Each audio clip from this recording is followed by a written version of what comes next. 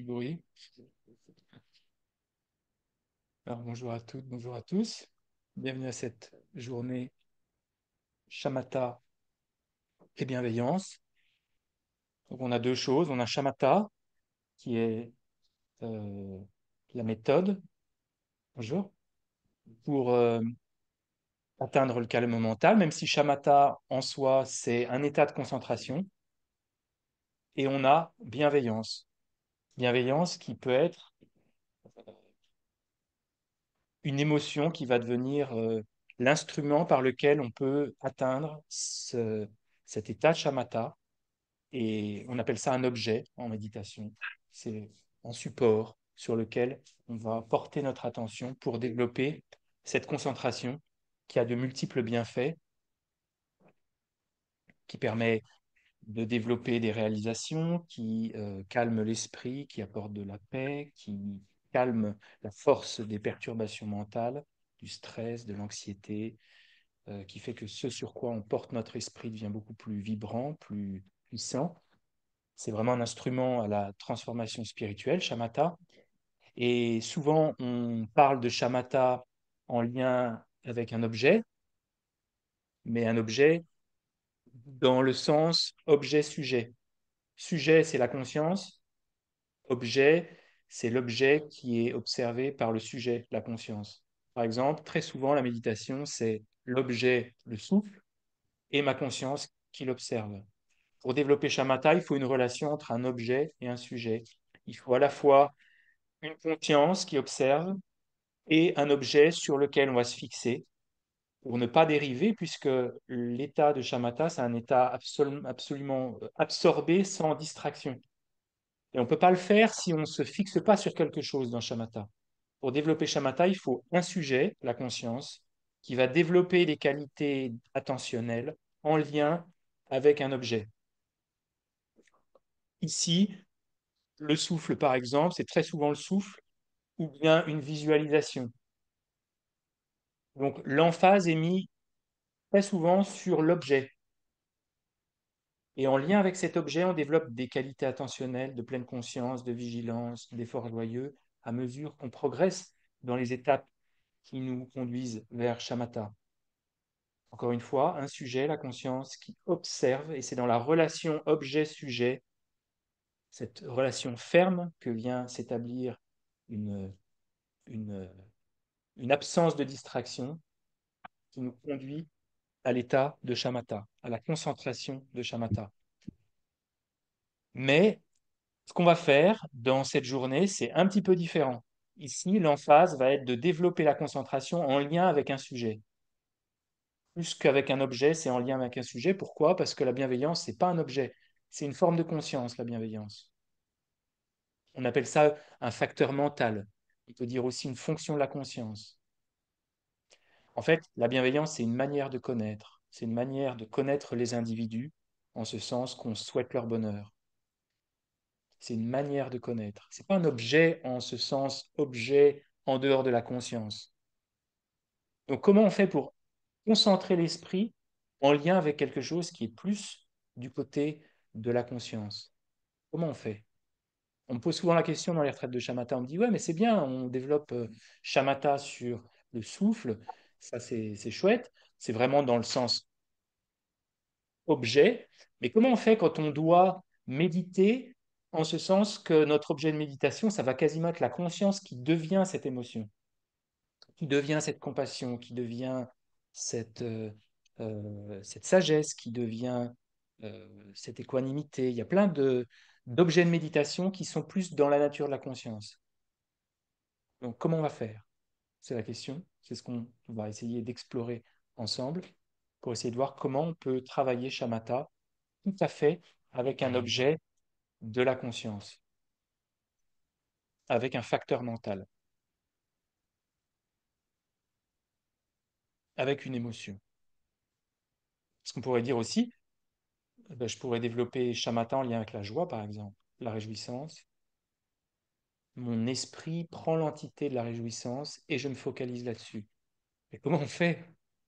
Ça veut dire que quand j'ai shamatha, ou quand je développe shamatha, ou je entraîne shamatha sur la bienveillance, est-ce qu'il faut que je vois des individus dans ma tête? Est-ce que j'ai l'impression qu'il y a des individus en face de moi? C'est les questions qu'on va se poser pour développer la bienveillance. Et pour ce faire, à dessein, on va procéder à l'envers.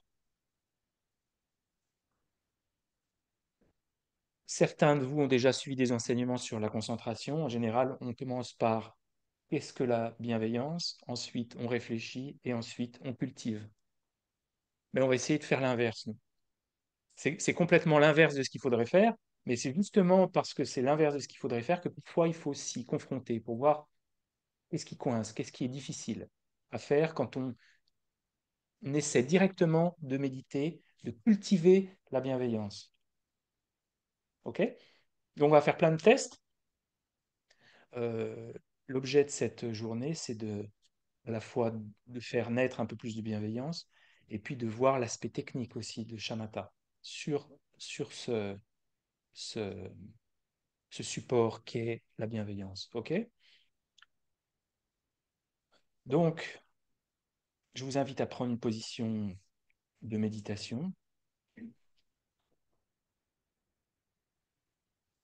à la fois confortable, tonique.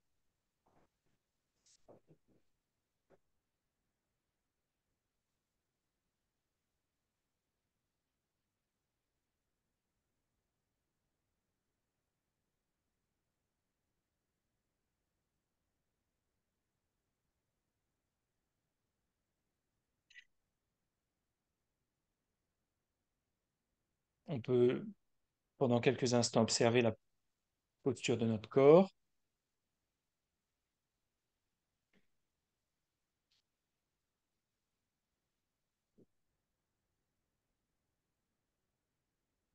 détendre les tensions musculaires si on en perçoit dans les épaules, le visage.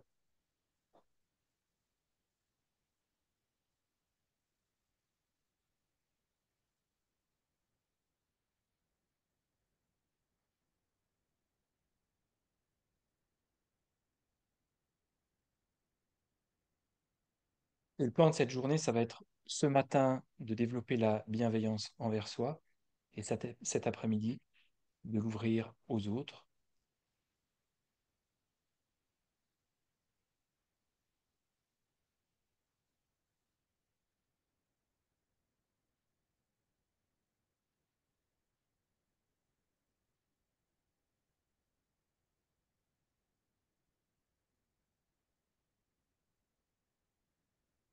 On peut établir notre intention pour cette journée, de se dire que voilà, c'est pas du temps perdu de développer cet aspect fondamental de l'esprit dont on a tellement besoin. Voilà un bon usage de notre temps.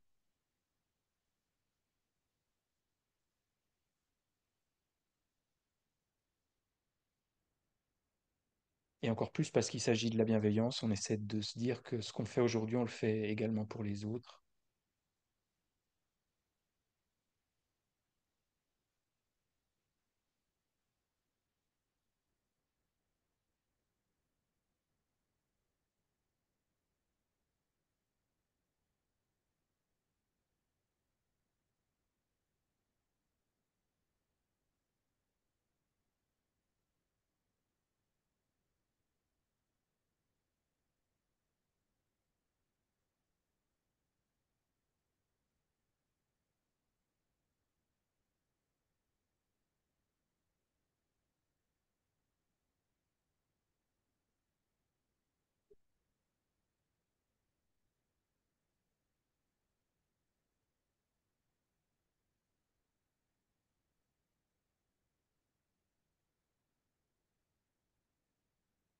Ce qu'on va essayer de faire pour débuter, c'est d'abord de générer, si c'est possible, cette bienveillance envers soi.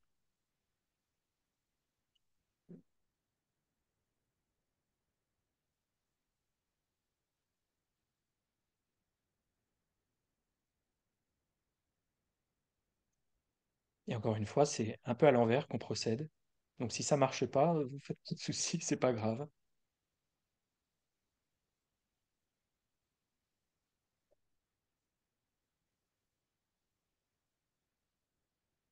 Parce que ça peut juste servir à la démonstration des étapes qui conduisent à la méditation, de se confronter aussi à quelque chose qui fonctionne pas. Ça, on en aura toujours, euh, on y sera toujours confronté à ça. Il y a des jours où on essaie de méditer sur quelque chose, on n'y arrive pas, et c'est normal. Donc essayons maintenant de demeurer dans la bienveillance envers soi, sans analyse. Il n'y a pas d'analyse.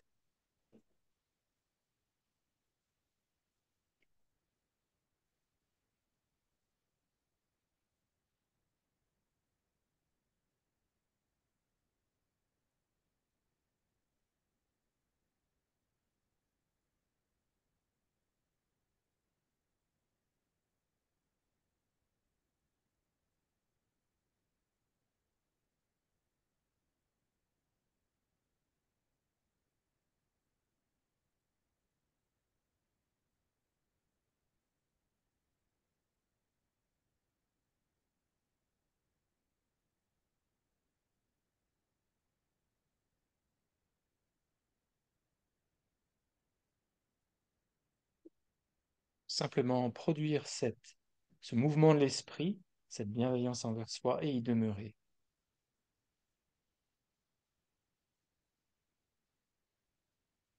avec un esprit autant que possible non distrait.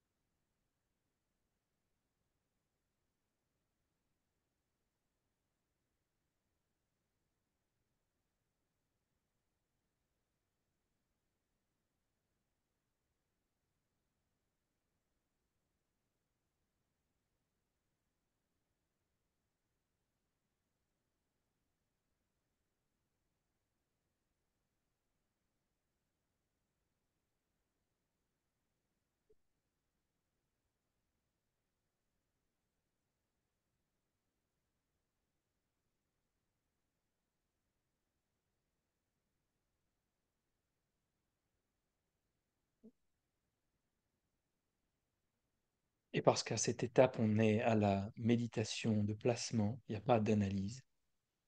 On demeure simplement, encore une fois, dans cette bienveillance. On est cette bienveillance envers soi.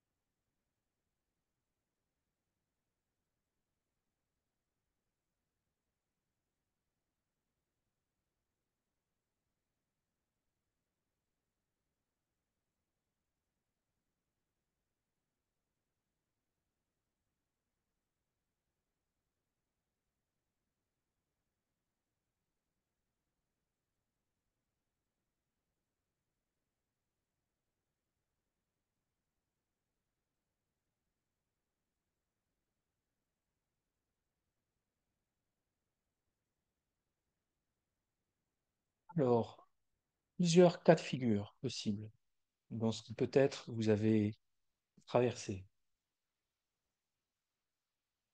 Premier cas, bon, ça s'est plutôt bien passé, vous aviez une expérience agréable, plutôt calme, détendue, mais sans savoir vraiment si ce que vous avez observé ou généré, c'était bien de la bienveillance ou pas. Mais c'était quand même assez confortable. Deuxième possibilité, vous étiez dans la bienveillance, vous l'avez senti, vous savez que c'est de la bienveillance, avec un esprit un peu distrait aussi. Peut-être aussi que pendant les 10 minutes de plus, un quart d'heure, vous êtes complètement resté dans la bienveillance, ce que je vous souhaite, hein, c'est ce qu'on cherche à atteindre, avec ce sentiment vif et clair que vous êtes établi dans la bienveillance envers vous. Une autre possibilité, vous avez un peu eu l'impression qu'on vous demandait d'aller chercher dans la cave un objet, mais la lumière n'a pas été allumée. Et on est dans la cave, on est en pleine pénombre et on ne sait pas du tout ce qu'on doit trouver. Donc là, on cherche un peu l'interrupteur. Attends, c'est qu'est-ce que c'est bienveillance? Comment je la... On est un peu à chercher comment on fait pour le... Et on passe un quart d'heure comme ça à essayer de trouver le bouton un peu. Qu'est-ce qu'il y a d'autre comme cas de figure? Ben, on est juste complètement distrait par autre chose aussi, possible.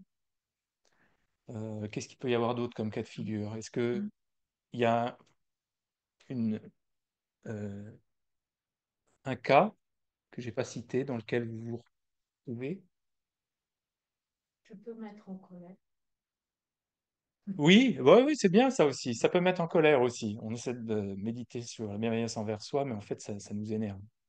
Ça peut être ça aussi, hein. Ou ça nous énerve de ne pas y arriver aussi. On essaye et on se dit, ouais, voilà, ça y est, ça commence, il est 10h22, déjà le premier truc, j'arrive pas à le faire. Super, génial. Ok, qu'est-ce qu'il peut y avoir d'autre comme cas de figure? N'hésitez pas en ligne, hein, à vous exprimer.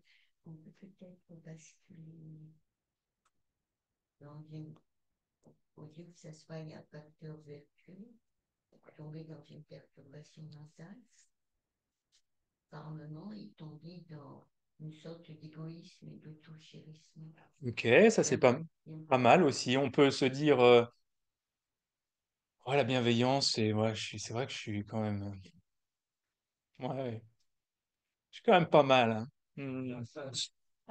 C'est vrai que par rapport aux autres, je suis quand même pas mal. Je suis bien loti. Hmm. Ouais, ouais. Donc la bienveillance, est-ce que c'est ça? La bienveillance, c'est à mon avis nécessairement pas ça, mais on peut, dans la pratique des quatre pensées incommensurables, dont la bienveillance fait partie, on peut avoir une bienveillance qui au départ commence bien, ça finit par être une forme d'attachement pour les autres. C'est pour ça que les quatre pensées incommensurables, on vient les équilibrer. Quand on est trop dans la bienveillance, on commence par s'exciter. Et si on s'excite, il vaut mieux passer sur l'aspect de la souffrance, la compassion plutôt. Et en fait, ces quatre pensées incommensurables, de la bienveillance, la compassion, la joie et l'équanimité, c'est quasiment tous des antidotes les uns aux autres. En fait, c'est comme les quatre axes d'un avion. Quand on plonge, on rétablit. Et en fait, les quatre pensées incommensurables sont des antidotes les unes aux autres. Quand on est trop dans l'équanimité, on finit par tomber un peu dans l'indifférence. Quand on est trop dans la compassion, on finit de tomber un peu dans la dépression. Quand on est trop dans l'amour, on finit par tomber dans l'attachement. Quand on est trop dans la joie, on finit aussi par tomber dans une forme d'excitation. Donc, ces quatre pensées incommensurables, on ne peut pas ne faire qu'une. Bon, là, c'est ce qu'on va faire aujourd'hui, mais dans un entraînement équilibré dans la vie de tous les jours, c'est bien d'avoir un ensemble de ces quatre facteurs qui peuvent s'équilibrer les uns les autres. Quand on est trop dans l'indifférence, on vient retrouver euh, de la joie par la bienveillance ou par, euh, par la joie, par la pratique de la joie bien, comment on appelle ça là, la joie sympathique, non? Comment? C'est la joie. Le quatrième incommensurable, euh, la joie empathique, la traduction de l'anglais. Bref. Euh, Qu'est-ce qu'il y a d'autre comme cas de figure possible?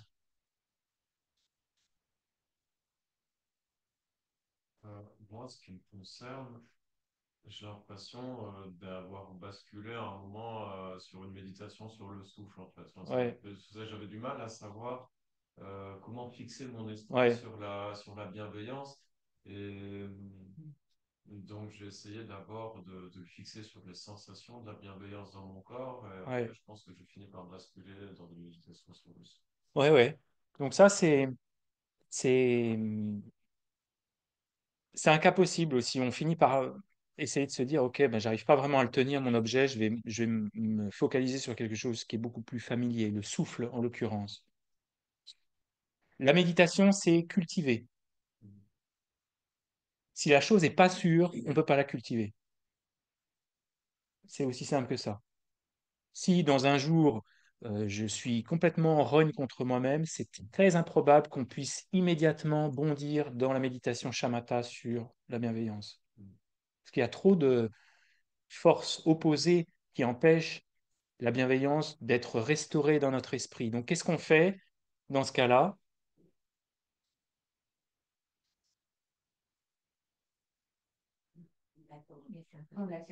Le temps laisse un peu passer. On va courir.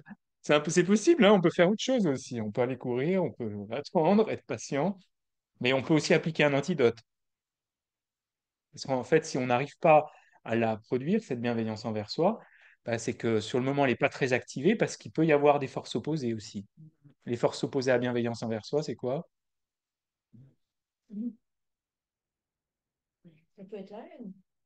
La haine envers soi, oui, ça peut être quoi d'autre? La colère. Quand on est en colère contre les autres, on n'a pas forcément sur le moment beaucoup de bienveillance pour soi aussi, hein. Qu'est-ce qu'il peut y avoir d'autre comme force? L'autocritique, ouais.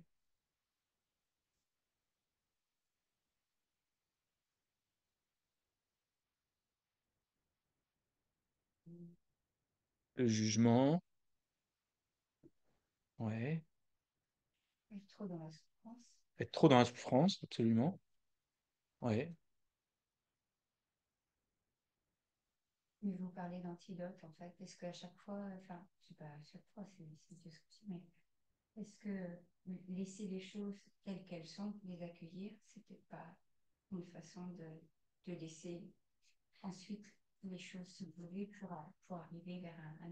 Alors souvent, on passe par l'étape de l'acceptation, de la souffrance qu'on perçoit maintenant, avant de immédiatement essayer de reboucher les trous avec un antidote. Ça s'appelle le pouvoir de la patience. C'est le fait de graduellement de faire en sorte de calmer l'aversion qu'on a envers soi et particulièrement l'aversion qu'on a envers les obstacles qu'on rencontre. C'est l'acceptation, ça. Donc on ne vient pas tout de suite, c'est vrai, essayer sur un état où on est très en colère contre soi de se dire oh bienveillance, bienveillance, parce que sinon ça peut générer un- une, une frustration supplémentaire et ça rend les choses très difficiles. Les antidotes, euh, c'est jamais d'indiquer le rejet et de masquer un petit peu les choses, c'est de les reconnaître. C'est reconnaître la présence de l'impossibilité de méditer aussi, de l'impossibilité de la produire, cette bienveillance envers soi. Ce qui peut parfois prendre des semaines, hein. Quand on, si je vous fais on peut faire le test, là, je peux vous demander, OK, faisons le diagnostic de notre esprit. Est-ce que c'est facile pour moi de générer la bienveillance envers moi maintenant, ce matin, là?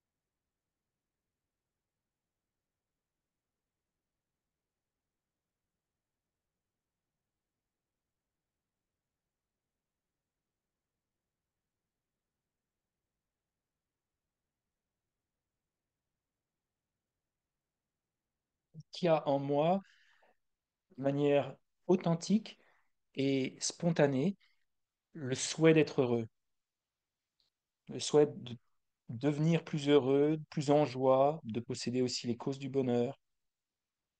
Parce qu'il y a ce mouvement de l'esprit de me souhaiter assez naturellement d'être plus heureux.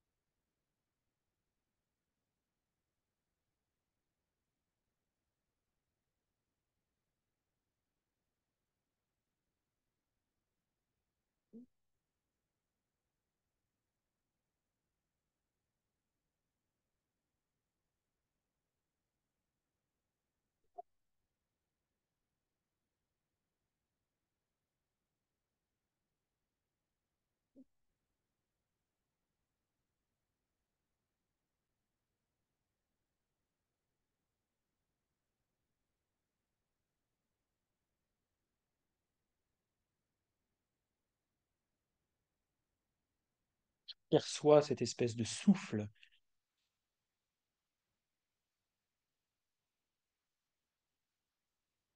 d'assez naturellement se souhaiter d'être plus en paix, plus heureux, plus joyeux, plus équilibré.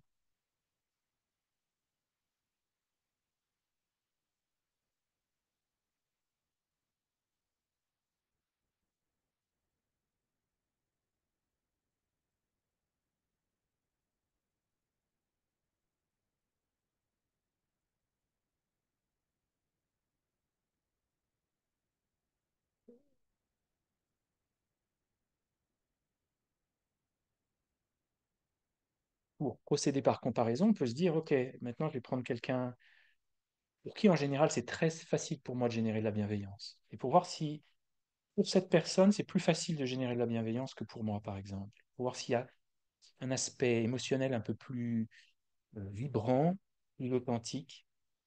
Peut être même, on parle de personne, ça peut être un animal, ça peut être personne de ma famille, des amis. Je souhaite à cette personne d'être plus en paix, d'avoir une longue vie, d'être en bonne santé.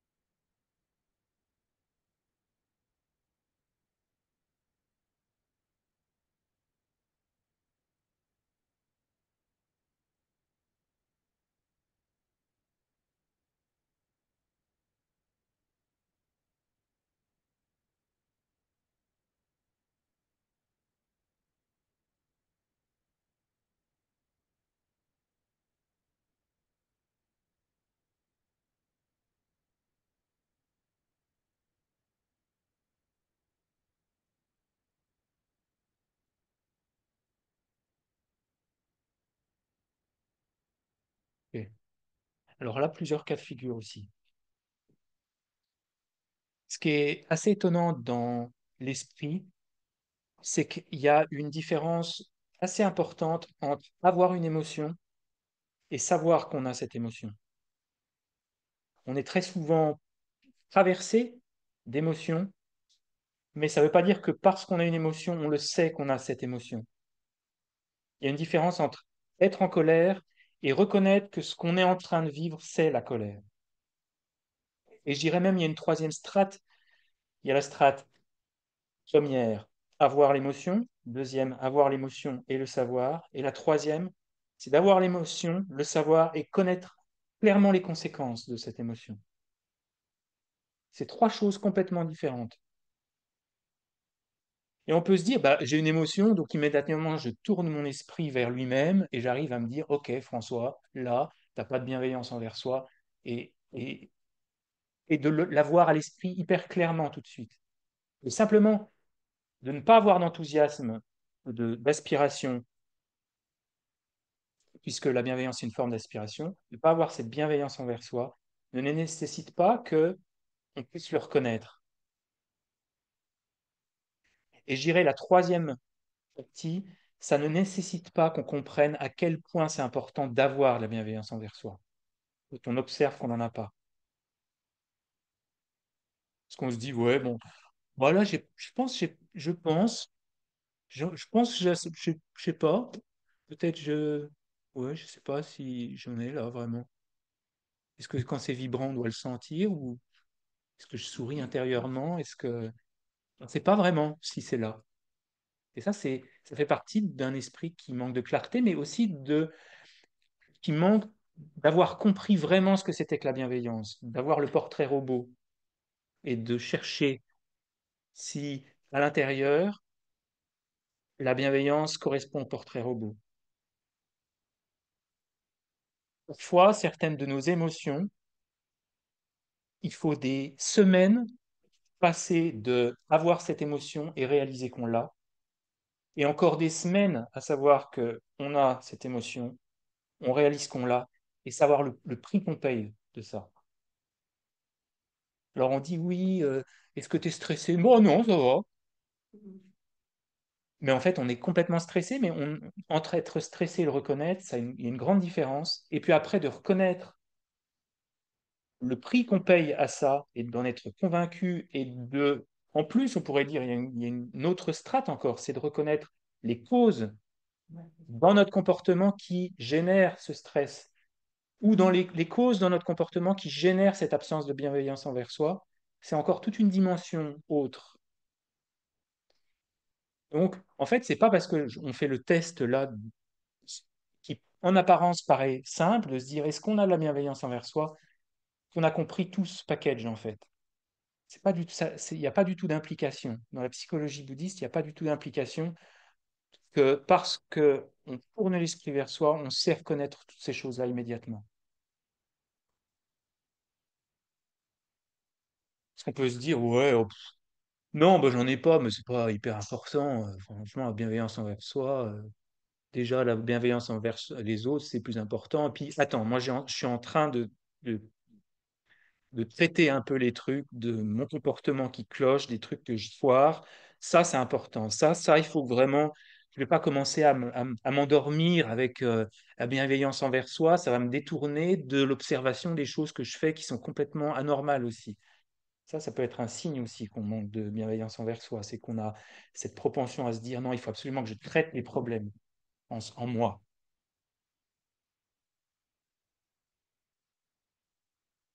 Donc, avoir un manque de bienveillance envers soi ne nécessite pas qu'on l'ait reconnu et qu'on sache euh, le prix qu'on paye à cette absence de bienveillance. Donc cet exercice, c'est quasiment, c'est pas le faire une seule fois, c'est le faire de manière répétée et puis aussi de se dire quels sont les bienfaits de la bienveillance, en quoi c'est important de restaurer l'importance de la bienveillance envers soi dans notre esprit. Parce que sinon, on commence la méditation de placement sur shamatha, puis on se dit, oh, ok, ben, ok, bienveillance, mais au fond de soi, on a quand même l'impression que c'est pas si important, que un, on l'a pas forcément trouvé cette bienveillance, on n'a pas trouvé le bouton, peut-être. Deux, sur le moment, on voit pas vraiment l'importance que ça a. Donc comment alors cultiver cette chose si on a l'impression que c'est pas important? On peut cultiver physiquement, euh, je vais courir, je me motive, je sors, je mets mes chaussures, je cours. Ça, on a besoin d'une motivation au départ. Après, on se met à courir, bon, ça va. Mais on peut très difficilement cultiver une émotion si on n'a pas l'enthousiasme de le faire parce qu'on sait que c'est vraiment important. Donc c'est pour ça qu'on a procédé un peu à l'envers. On a commencé par la méditation pour voir si c'est facile.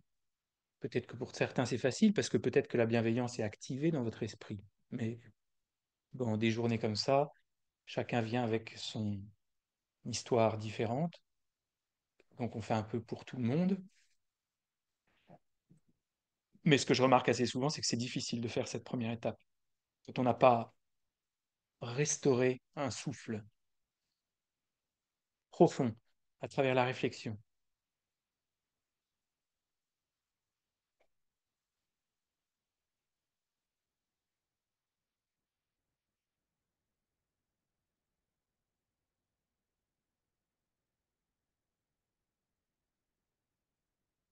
Donc comment on fait? Mettons que j'arrive pas à la... Je ne sais pas si je l'ai vraiment, cette bienveillance-là. Qu'est-ce qu'il faut que je fasse? Aidez-moi. Est-ce que l'antidote pourrait être de penser aux enseignements du Bouddha, à la foi qu'on peut avoir dedans et au maître spirituel qu'on a? Oui, Est-ce que ça pourrait être une forme d'antidote pour stimuler notre intensité? Et eux, ils n'ont aucun doute par rapport à cette bienveillance. oui. Alors ça, c'est... On va pas pouvoir... Oui, on ne pourra pas traiter tout le package complet. Dans une journée comme ça, c'est très vaste, en fait, ce qu'on peut faire, parce que il il peut y avoir des causes multiples. Je ne vais pas simplifier la bienveillance. Il peut y avoir des causes multiples à euh, ce muscle mental de la bienveillance atrophié dans notre esprit. Et c'est sûr que ce que tu dis, ça peut être quelque chose qui peut être une condition. Je ne suis pas sûr que ce soit une cause directe, mais ça peut aider. Est-ce que clarifier déjà les choses pour toi de ce que c'est que la bienveillance? Ok, voilà. Qu'est-ce que la bienveillance? Parce que c'est vrai que là, on est parti dedans, mais on n'a pas trop. Oui, ben oui, c'est quoi la bienveillance? J'imagine que c'est assez galvaudé. Donc, Oui, c'est assez galvaudé. Alors moi, je préfère... Il y a deux termes souvent employés, il y a l'amour et la bienveillance, qui sont en général la même chose, traduit différemment. L'amour a un côté, moi je trouve c'est chouette, c'est assez émotionnel, assez essentiel, assez universel. Moi j'aime bien, mais ça porte pas vraiment le sens dans le mot lui-même. Et puis il y a la bienveillance qui est littéralement beaucoup plus proche de ce qui est présenté comme étant euh, maitri ou méta en sanskrit et en pali, mais qui est aussi le terme un petit peu la bienveillance dans les entreprises, c'est un terme qui est quand même qui a perdu un peu de son attrait, pas un gros attrait émotionnel. Bienveillance, ça fait un peu, c'est pas, hein? Mais nous, ce qui nous intéresse, c'est pas le mot, c'est de trouver l'entité, c'est de trouver le mouvement de l'esprit qui est nommé par ce mot, amour ou bienveillance. Mais c'est quoi, au fond, la définition de la bienveillance? C'est quoi? Qu'est-ce que c'est, au fond? Est-ce que c'est d'avoir de l'affection pour soi, la bienveillance envers soi? la douceur à être comme on est, La- à prendre les choses comme elles. Peut-être c'est dans la composition effectivement du mot, c'est veiller bien sur soi. De prendre. de veiller au bien? Veiller de construire. Et ça peut être. On a deux choses qui semblent un petit peu similaires, mais qui ne sont pas vraiment les mêmes dans vos deux présentations déjà. Je sais plus ce que Je sais plus. Être doux et gentil, je vois dans le. Alors, est-ce que. Alors, avoir, on va dire, plutôt que d'y aller avec un, euh, de s'énerver par rapport à des choses, par rapport et de ne pas les accepter, etc. C'est prendre ce qui est et puis dire, ben voilà, c'est comme ça. Et là, aller avec soi, oui, donc pas se maltraiter, quoi. Je sais pas. alors, euh, on m'a demandé les horaires de la journée, je vais le dire maintenant, comme ça c'est. Donc, on termine à 11h. 11h30, 11h45, on reprend jusqu'à 13h. Ensuite, on discutera 14h30 jusqu'à 15h30. Ensuite, il y aura une session de 15h45 à 16h45 et de 15h45 à 16h45 peut-être, et de 17h à 17h30. On terminera à 17h30. OK. Euh, alors, pour vérifier que la bienveillance, en fait, on dit en général que on a un mot et sa définition. Mais dans le bouddhisme, sa définition, c'est vraiment la chose elle-même. C'est pas juste le texte qui est écrit dans un livre. La définition, c'est la chose elle-même, c'est l'entité. Mais on dit que entre la définition et le mot, il faut que ce soit que si c'est la définition, c'est le mot. Si c'est le mot, c'est la définition. Et si c'est pas la définition, c'est pas le mot. Donc, moi, j'aurais. Si toi, tu dis que c'est être doux et gentil, ça veut dire que chaque fois que tu es doux et gentil, c'est de l'amour, et que si tu n'es pas doux et gentil, ça peut pas être de la bienveillance. Donc, est-ce qu'il y a des exemples de bienveillance où il n'y a pas de douceur et de gentillesse? Question. Par exemple, Si, par exemple, il y a un enfant, il va faire un truc qui le met en danger, on peut être très ben, ferme ouais, pour l'empêcher de faire ça. ouais. Et c'est pas, il va pas le prendre comme de la bienveillance. Non, alors, on met de côté la manière dont il le prend. Ce qui nous intéresse, nous, c'est plus le mouvement de notre esprit. Ouais. Ce qui qualifie la bienveillance, c'est le mouvement de notre esprit, pas comment c'est reçu. Ça, c'est important aussi, hein. C'est le mouvement de notre esprit, c'est notre intention. Tu voulais dire? Euh, Quelqu'un d'autre, comment on décrit cette bienveillance? Quelqu'un que j'ai pas. Ça peut être de la colère qui fait que, voilà, ce que je voulais dire, on peut être en colère, mais être bienveillant aussi. Ça. Alors, colère et bienveillance sont les opposés. Ah bon? Mais alors, il faut raffiner ce qu'on entend par colère. La colère, moi, je préfère dire de l'hostilité. On ne peut pas avoir de la bienveillance et de l'hostilité en même temps parce que c'est l'opposé absolu. Hostilité, D'accord. obligatoirement hostilité. Voilà, c'est pour ça que je préfère traduire le mot colère qu'on emploie dans la psychologie bouddhiste par hostilité. C'est l'inverse de la bienveillance. Quelqu'un d'autre? Catherine, qu'est-ce que c'est la bienveillance? C'est souhaiter le bien de soi-même, c'est se souhaiter du bien. Je suis d'accord avec ce que disait Michel, enfin, je reformule un tout petit peu, mais c'est veiller à être bien, se souhaiter du bien. Ça veut dire quoi du bien? Euh, de l'équilibre, de la joie, mais pas de l'excès, d'être vraiment dans un sentiment De ne pas souffrir. de... Ben, ça veut dire que amour et compassion, c'est la même chose alors? Quelle est la différence entre l'amour et la compassion? Si c'est se souhaiter du bien, le bien, pour moi, si je me souhaite du bien, c'est aussi d'arrêter de souffrir. Ça voudrait dire qu'alors, la bienveillance et la compassion sont exactement les mêmes. Or, c'est deux mouvements de l'esprit qui sont un petit peu différents quand même. En quoi on les distingue, ces deux mouvements de l'esprit? C'est important parce que sinon, ça veut dire que c'est un peu la même chose. Si c'est le bien, c'est à la fois être heureux et pas souffrir. Comment on- De s'éloigner de. S'accepter tel qu'on est, est-ce que c'est ça la bienveillance? Est-ce qu'on doit tout accepter de- Non, c'est Alors, dans dans l'élan qui va vers ça. alors, je vais juste rebondir sur s'accepter tel qu'on est. Euh, on est encouragé à déjouer l'hostilité qu'on a pour soi, ça c'est sûr, mais on peut aussi avoir de l'aspiration qui fait, ben voilà, moi je souhaiterais quand même transformer mon esprit, être plus en paix. J'accepte pas tout ce qui est, parce que si j'accepte tout ce qui est en moi, mais ça ne veut pas dire que parce que il y a des choses que j'accepte pas, que j'ai du rejet. Ne pas accepter certaines des choses qu'on fait ne nécessite pas nécessairement qu'on ait du rejet. Donc, la définition de la bienveillance, c'est pas vraiment de s'accepter tel qu'on est. On connaît, Hein? on connaît, Reconnaître quoi? ben, ce qu'on est. Ça ne veut pas dire l'accepter. Ouais, mais ça, est-ce que c'est pas plus la sagesse, ça, de se reconnaître, se voir tel qu'on est? Est-ce que c'est la bienveillance nécessairement. C'est la sagesse peut-être de se dire, voilà, je reconnais mes émotions, je sais ce qui me traverse, je sais ma propre nature.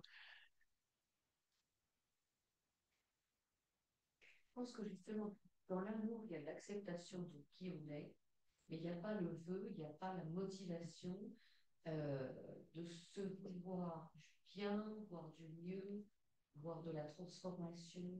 euh, euh, bah, pour moi, dans l'amour, il y a quelque chose qui est là, alors que dans la bienveillance, il y a quelque chose qui est en œuvre, hein, qui est mise en œuvre, hein, euh, de veiller sur soi et son potentiel, peut-être. Ouais. Quelque chose Alors, Voilà. oui, il y a quelque chose dans la bienveillance qui est un mouvement. Pourquoi? Parce que c'est une aspiration, la bienveillance. C'est une forme d'aspiration. C'est un souffle. Il y a un élan. Il y a un élan. Ça, c'est un aspect essentiel de la bienveillance. Il y a un mouvement. Euh, la définition de la bienveillance, c'est une aspiration de souhaiter le bonheur et ses causes, tout simplement.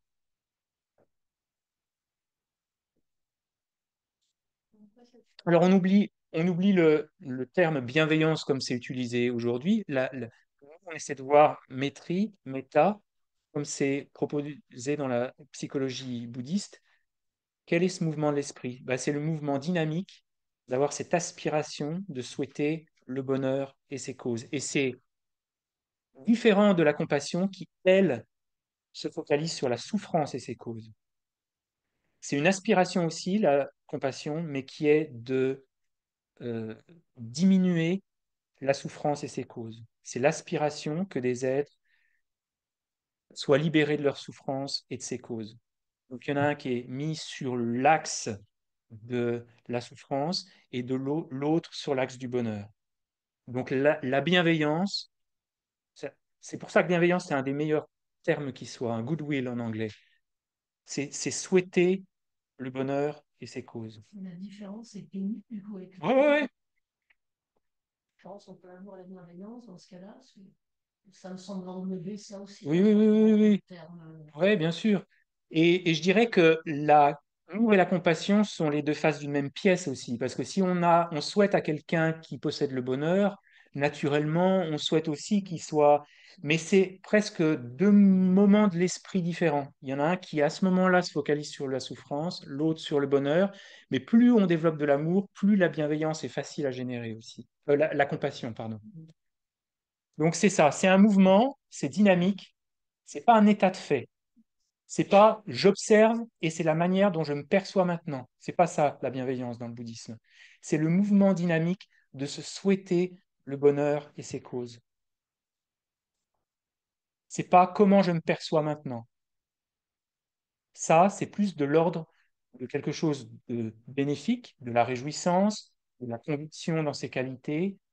Il y a plusieurs aussi mouvements de l'esprit qui sont bénéfiques et qu'on est encouragé à cultiver, mais la bienveillance, c'est un mouvement. C'est-à-dire que c'est un mouvement sur quelque chose parce que c'est un mouvement sur quelque chose qu'on ne possède pas encore complètement. Donc c'est en effet assez porté sur l'avenir, l'amour. Parce que si tous les êtres possédaient le bonheur, il n'y aurait pas besoin de leur souhaiter le bonheur.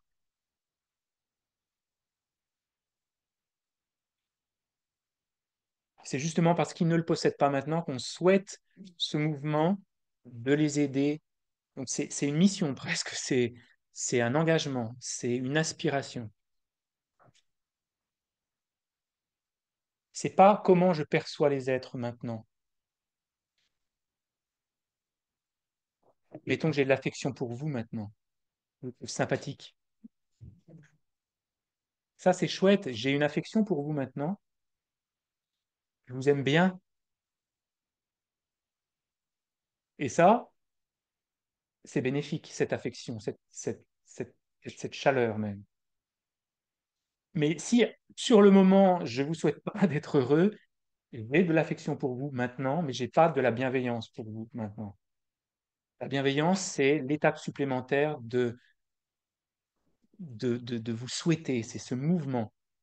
Et c'est ce qui est tellement central dans le développement spirituel, la bienveillance, parce que c'est un mouvement.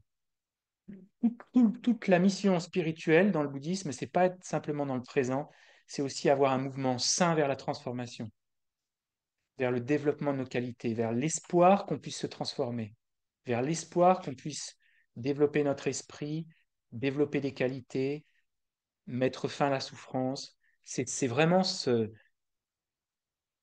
cap, c'est porter vers un but, mais de manière très saine. C'est pas, il faut absolument que je me transforme, j'ai des cadavres dans le placard, il faut vraiment que je purifie mon esprit, je suis complètement. C'est pas entacher l'aversion envers soi. C'est sain, c'est équilibré, c'est relax. Ça ne nécessite pas que ça vienne perturber la paix de l'esprit, la bienveillance. Et moi, c'est ce que je trouve personnellement tellement euh, intéressant dans la perspective comme elle est présentée, c'est que ça donne du souffle. Et je pense que l'être humain a besoin d'avoir un souffle aussi. Parce que si, à l'inverse, ce souffle vient s'amoindrir, alors souvent vient se remplacer dans notre esprit la bienveillance par le désespoir ou oh moi j'y arriverai jamais ou de toute façon je suis en colère, moi je suis comme ça, moi je peux pas changer, j'ai toujours été comme ça va pas s'arranger. Moi j'ai 50 ans, c'est comme ça que je, c'est comme ça que je fonctionne. Ce qui peut mettre un terme à ce souffle, cette idée qu'on puisse se transformer. Et quand ce souffle s'amenuise dans l'esprit, alors souvent on vient se cristalliser, c'est-à-dire qu'on vient s'identifier à notre passé, aux choses qu'on a faites, à nos émotions présentes, en ce sens cristalliser, en ce sens qu'il y a une fusion entre l'individu et ses émotions, en ce sens que c'est très difficile de séparer les deux, que ces émotions, elles font partie de mon ADN et qu'elles ne sont pas remplaçables. J'ai ce patrimoine émotionnel, je me mets en rogne, c'est comme ça. C'est complètement scellé à mon individu et il n'y a pas moyen de rien faire. Donc, ça ne sert à rien que je me souhaite de me transformer, parce que de toute façon, j'y crois pas, parce que je suis comme ça. Quand on est très auto-identifié à nos perturbations mentales, à notre patrimoine émotionnel, à notre microbiote émotionnel, on pourrait dire, c'est très difficile d'avoir ce souffle. Quand on a de l'aversion pour soi ou qu'on s'identifie à ses émotions, c'est très difficile d'avoir la bienveillance envers soi. Et on comprend peut-être un peu différemment que, alors, quand on développe ce souffle, ça vient exploser cette cristallisation qu'on a de nous-mêmes. De se dire, oh, moi je suis comme ça, je ne peux pas me développer. Oh, moi je suis quelqu'un qui, moi je suis toujours, moi je réagis comme ça. Ça, c'est toutes des identifications qui nous perpétuent dans souvent un cycle émotionnel qui peut être euh, problématique.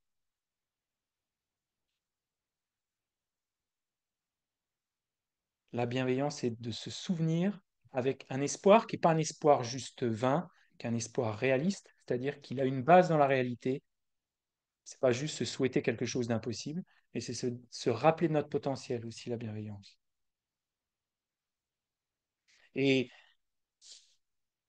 je peux vous citer Buddhaghosa, qui est un grand maître indien dans la tradition pali. Donc là, on n'est pas du tout dans la tradition indo-tibétaine, on est dans la tradition pali, donc Sri Lanka, Asie du Sud-Est. Et lui, pour lui, la bienveillance a comme caractéristique l'aspect de l'amabilité. Sa fonction est de promouvoir l'amabilité. Elle se manifeste par la disparition de la malveillance et de l'agacement. Sa cause proche est de voir les autres comme aimables. Quand elle réussit, elle élimine la malice. Quand elle échoue, elle dégénère en un désir égoïste. Et dans un autre sutra de la tradition pali, il y a les bienfaits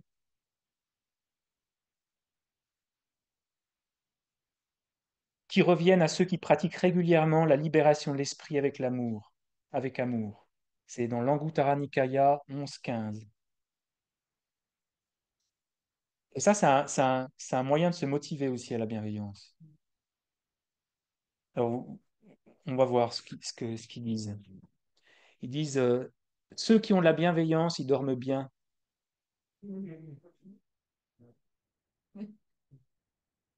Le premier truc, c'est le sommeil.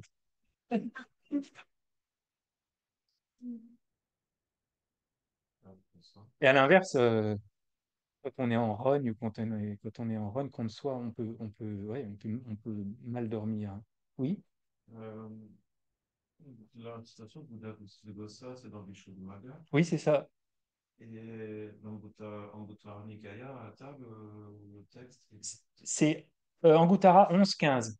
parce que, en fait, à chaque fois que je vois citer les corbeilles du Kanopali, c'est compliqué parce qu'en fait, elles ne sont pas publiées telles quelles en français. Donc, en fait, on a Ouais. des tirés à part de certains sutras, certains textes, comme le Dhammapada, mais si tu me dis 11-15, je ne pourrais jamais retrouver la Alors, citation. tu vas dans Sutta Central, Mhm. qui est on peut dire un annuaire des sutras de la tradition pali, où tu peux rechercher par collection et voir s'il y a une traduction disponible en français. Là, en l'occurrence, il n'y a pas de traduction de ce texte-là. C'est moi qui l'ai faite, la traduction. Mais tu peux trouver la version anglaise de ça. Sutta Central, C'est un ou- site internet. oui, ou Access to Insight aussi. Access to Insight, et tu retrouveras l'Anguttara Nikaya. Je ne suis pas sûr le 11-15 il y soit, parce que je ne suis même pas sûr qu'il soit traduit en anglais. Ok. Mais tu le trouves aussi dans un livre de sa sainteté qui s'appelle Entering Great Compassion, qui n'est pas traduit en français aussi. Bon, mais qu'il a composé avec Thupten Chodron et qui est complètement dédié aux quatre incommensurables, à la compassion, et il est extraordinaire ce livre. Rappelle-moi le titre. Entering Great Compassion. Ok. S'initier à la grande compassion, entrer dans la grande compassion. Et d'ailleurs, pourquoi on dit les pensées incommensurables? Tiens, pourquoi on dit pensées incommensurables? Qu'est-ce qu'elles ont d'incommensurable, ces pensées? Parce que c'est la porte d'entrée vers la pratique. Ouais, Enfin, je trouve certainement. pas début, pas de fin. Oui, alors je peux pas dire non à ce que vous dites, hein, mais c'est pas vraiment pour ça qu'elles ont été définies comme. C'est une qualité développée du cerveau. Ce que vous décriviez tout à l'heure entre les quatre, le fait que ce soit qu'il n'y ait pas de qu'à un moment donné on passe d'une à l'autre et donc on ne maîtrise pas Hmm, leur envergure à chacune. Enfin, d'accord. Alors, la raison pour laquelle ça a été défini comme incommensurable, c'est déjà parce que c'est une pensée qu'on doit avoir pour tous les êtres. Donc, incommensurable dans le sens d'englober tous les êtres. À ce point, à ce titre, elles sont incommensurables. Et le deuxième point, incommensurable, parce que, en fait, on réalise ces quatre incommensurables quand on a développé la première concentration après shamatha. Et quand on a développé la première concentration, l'esprit devient extrêmement vaste. Donc, les quatre incommensurables, on peut dire, c'est vaste par l'observation des êtres qui sont vastes, provenant d'un esprit vaste, incommensurable. C'est la conjonction des êtres vastes et de l'esprit incommensurable qui a développé cette concentration après shamatha. Quand on atteint le premier dhyana, c'est à ce moment-là qu'on peut euh, actualiser, réaliser ces quatre incommensurables de manière premium. Là, on a la manifestation la plus, pas la plus, mais on développe complètement cette pensée incommensurable. Premier jhana, c'est une fois qu'on a atteint shamatha, il y a encore un peu de job, un peu de boulot, et euh, on vient en fait couper court à l'attachement qu'on a pour ce plan d'existence qu'on appelle le royaume du désir, et à ce moment-là, c'est ce qu'on appelle une vision supérieure, premier jhana, qui est absorbée, qui a de la, euh, qui a plusieurs caractéristiques, l'analyse, l'investigation, le piti sukha en sanskrit, c'est-à-dire la félicité et le bonheur, et la concentration. Et en fait, c'est un état, c'est une samadhi, c'est un état de concentration, un état d'absorption. Ok. Donc, les êtres qui ont de la bienveillance, ils dorment bien, libres d'un sommeil agité et d'apnée. Alors ça, c'est intéressant de voir si on fait plus d'apnée du sommeil quand on est en rogne. Euh, ils se réveillent bien, sans gémir, bâiller et se retourner pour s'endormir. On peut se dire, ouais, alors, ils sont trouvé ça. Mais en fait, je pense qu'il y a ça aussi, hein. Quand on a du mal à se lever le matin, c'est parfois parce que le souffle intérieur a un petit peu, c'est un peu calmé. Quand on a une grande bienveillance envers soi, c'est-à-dire on a un grand souffle, on a une motivation forte de se mettre en marche vers le développement de notre esprit ou d'aider les autres, je pense qu'on ne reste pas trop longtemps au lit le matin, hein. On snooze pas le réveil. Ou à voir. Mais moi, je trouve qu'il y a un truc comme ça, hein. On se réveille assez dispo quand on a facilement à l'esprit cette aspiration qui surgit. Ils ne font pas de cauchemars. Il y a beaucoup de choses autour des rêves, hein. Ils ne font pas de cauchemars, mais font des rêves de bon augure, comme rendre hommage à un stupa et offrir des hommages aux trois joyaux. Et c'est intéressant de voir la qualité des rêves, comme elle est conditionnée par ce qu'on fait dans la journée aussi. Moi, ça, par contre, enfin, je dis pas par contre, parce que je pense que les autres sont vraiment euh, justifier ces bienfaits de pratiquer la bienveillance. Mais là, pour les cauchemars et pour les rêves de bon augure, ça, j'en ai fait l'expérience. Ils sont chers aux humains qui les apprécient et les respectent. Ça, ne serait-ce que ça déjà, ce serait un bon motivateur. Bah, si je suis pas en colère, bah, je suis beaucoup plus aimable en fait, hein. Alors, il ne faut pas le prendre comme une préoccupation mondaine, mais se dire, voilà, ça doit motiver de se dire, si je vois pas les êtres autour de moi comme des nuisances, bah, je vis déjà dans un monde beaucoup plus équilibré, beaucoup plus harmonieux. Et puis, j'ai plus facilement des amis, parce que, à l'inverse, quand quelqu'un est toujours en rogne, c'est difficile de le trouver aimable. Non? Entre deux personnes, l'une qui est joyeuse, souriante et tournée vers les autres, et celle qui se plaint toujours, qui est toujours en rogne, qui a le visage fermé, vers lequel on va se diriger plus facilement, plus naturellement. Il y en a un où il faut faire un effort quand même.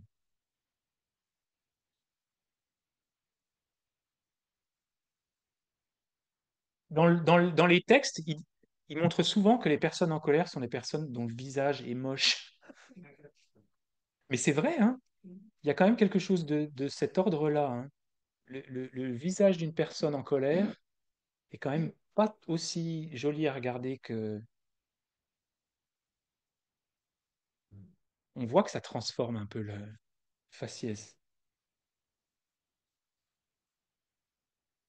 Et là, c'est dans une perspective très bouddhiste, hein. Ils sont chers aux non-humains qui sont reconnaissants de leur sérénité, qui portent la paix parmi eux. Ça parle de bah, tous les êtres qui sont impossibles à distinguer par nos yeux, mais qui peuvent avoir une influence sur nous et qui peuvent aussi s'émouvoir et reconnaître les qualités qu'on développe et qui peuvent devenir des facteurs environnementaux qui permettent à notre pratique de fleurir.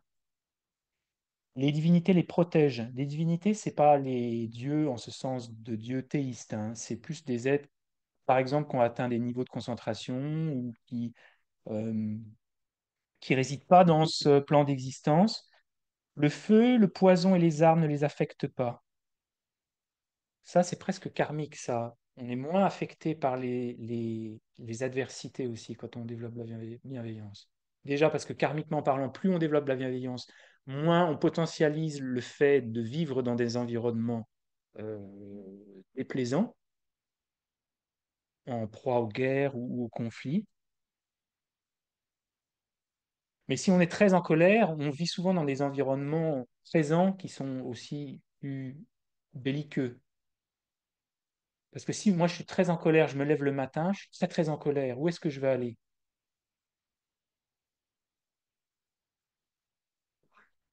Où? Au parc. Au parc? Non mais on peut se faire la réflexion, où est-ce qu'on va quand on est vraiment très très en colère? On va rechercher là où il y a On va rechercher un peu le... de la colère. Ouais, moi je vais aller casser un peu des nez, moi. Hein? On peut se diriger naturellement.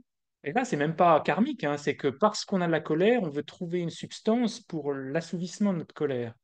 Donc, c'est pas en général dans des endroits où c'est le plus cool. Et si je suis très en paix, où est-ce que je vais aller?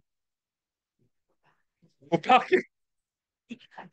En fait, le parc, c'est le creuset où se retrouvent les êtres qui sont en colère.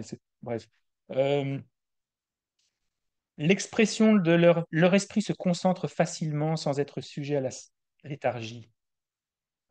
La bienveillance, je pense que c'est dans les choses qui donnent le plus d'énergie. Et c'est encore une fois en lien avec le sommeil. Les gens qui sont très fatigués, et d'ailleurs ça, je pense que...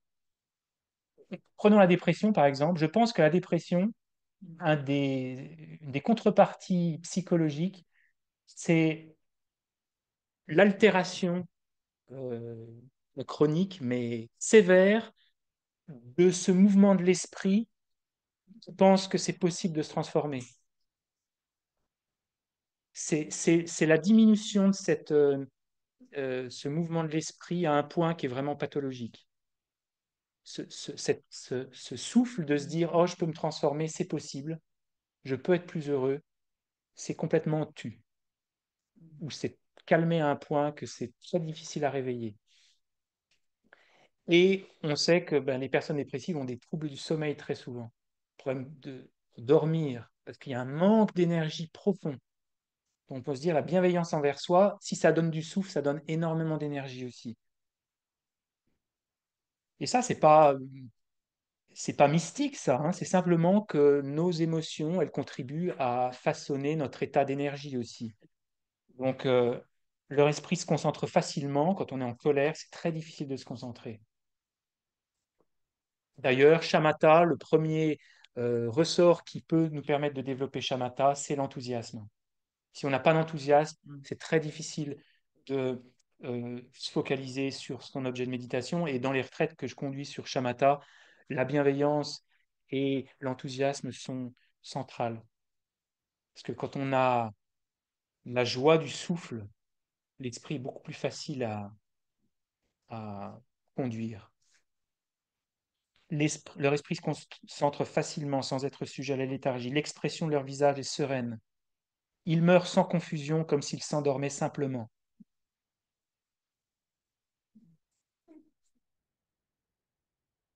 Alors ça peut vous sembler un peu sourd quand même. Mais moi, j'ai absolument aucun doute là-dessus.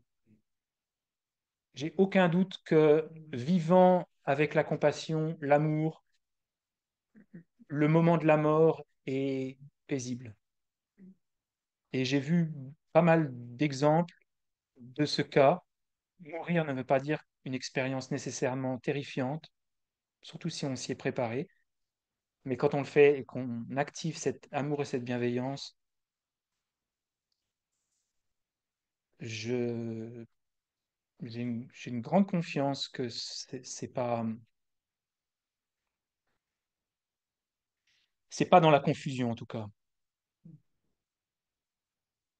S'ils n'atteignent pas une réalisation supramondaine après la mort, ils renaîtront dans le monde de Brahma, dans le domaine de la forme. Alors ça, le monde de Brahma, c'est D'ailleurs, les pensées incommensurables, souvent, on les traduit par Brahma Vihara. Ce sont les demeures de Brahma.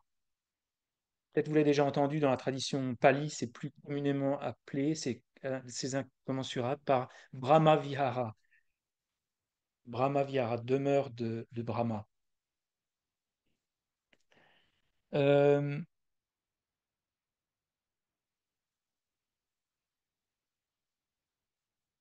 Quand on cultive les pensées incommensurables en lien avec shamatha, on potentialise aussi une renaissance dans ces niveaux ces plans d'existence qu'on appelle avec forme. Bref, voilà 11 des bienfaits qu'on peut percevoir quand on développe cette bienveillance. Maintenant, on va essayer de la développer, cette bienveillance. Et ce qu'on fait souvent dans la méditation, c'est qu'on prend un texte et on se mesure à l'aune de ce texte. On a une proposition et on se dit où j'en suis moi par rapport à ça. On se mesure à ça. On se dit, OK, est-ce que moi je dors bien? Est-ce que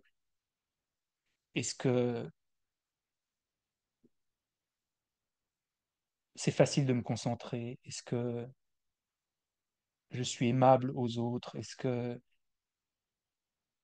mon visage est serein? Et on peut se dire aussi, comment ce serait si j'avais plus de bienveillance? C'est un des meilleurs moyens de se motiver, ça. Comment ce serait si j'en avais plus? Parce que tant qu'on n'a pas ce surgissement intérieur de se dire, waouh, ce serait vachement bien quand même. Ça va être très difficile de se focaliser dans une méditation de placement là-dessus. Alors, cette journée, moi, je garantis rien, parce que c'est des choses que je sais être difficiles à produire pour nous dans notre monde moderne, cette bienveillance envers soi. Donc, si de cette journée, vous retirez rien en ce sens d'avoir l'impression que cette bienveillance, elle n'a pas un peu plus surgi dans votre esprit, c'est pas grave. C'est une mission à long terme, je peux vous le dire. Mais en tout cas, c'est quelque chose qu'on peut essayer de continuer à envisager. Parce que c'est tellement important, la bienveillance. C'est le cœur du bouddhisme. Et en plus, après, ça ouvre la compassion. Et la compassion, c'est ce qui, au départ, au milieu et à la fin, conduit à l'éveil. C'est vraiment la caractéristique, la grande compassion qu'on retrouve et qui est la caractéristique euh, euh, unique avec la bodhicitta qui peut faire qu'on atteint l'éveil. C'est tellement essentiel, ce mouvement de l'esprit. Et Buddha-Gosa, c'est pas juste les textes modernes qui disent il faut commencer par la bienveillance envers soi. Buddha-Gosa, sa sainteté, le Dalai Lama dit, ils disent il faut commencer par soi.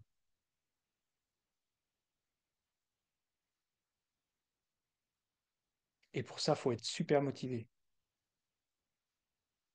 Parce que sinon, on fait oui, puissais-je être heureux, mais bon, j'y arriverai pas. On se le dit pas, j'y arriverai pas. Mais c'est le sous-texte émotionnel qu'on a derrière. On se sent un peu forcé de dire ces mots qu'on ne croit pas vraiment. Ça, c'est le signe que cette aspiration, cette bienveillance, elle est un peu factice, elle est un peu verbale seulement. Mais quand il y a derrière le profond mouvement, alors ces mots, ils sont remplis de sens quand on les dit. Ok, donc je vous laisse une dizaine de minutes.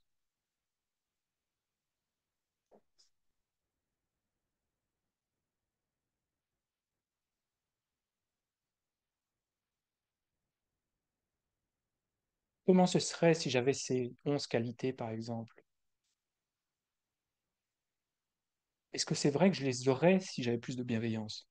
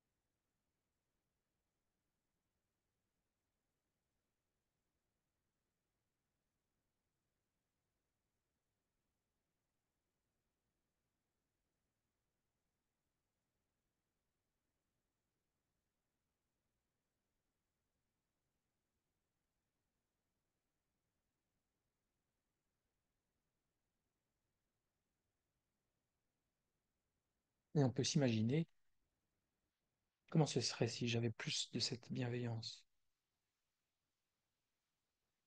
Si je savais que c'était possible d'être beaucoup plus heureux, en paix, bien portant, calme.